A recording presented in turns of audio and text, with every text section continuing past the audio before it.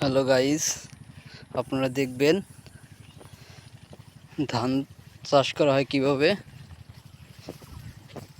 তো আপনারা দেখতে পাচ্ছেন এই যে আমি এখন ধান খেতে আইছি। তো ধানটি আপনাদের দেখানোর জন্য। তো দেখেন তো আমাদের ধানের মাথাটা কীরকম হয়। তো দেখছেন একটা ধানের মাথা কতটুক।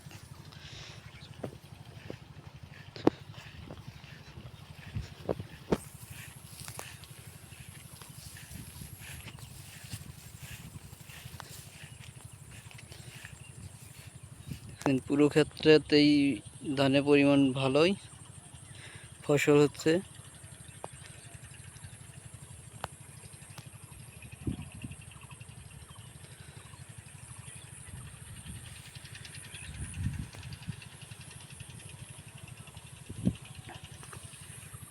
তো আপনারা দেখবেন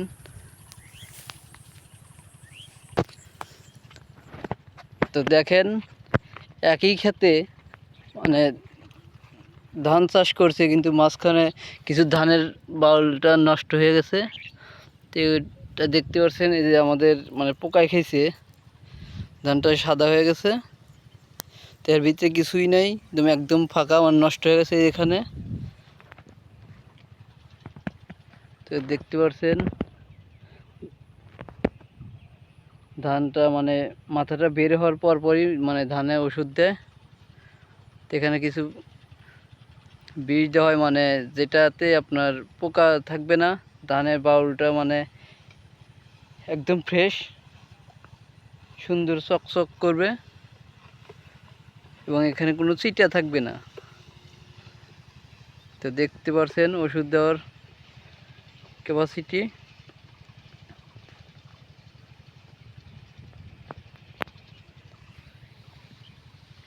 তো আমরা সামনে আরেকটু এগিয়ে দেখি, সামনে ওই যে অন্য ধান দেখা যাচ্ছে, মানে একই ক্ষেতে অন্য ধান। তো এই দেখছেন ওই যে ধানগুলো তো মানে পেকে যাচ্ছে, আর অল্প কিছুদিন বাদেই আমাদের এই ধানগুলো পেকে যাবে।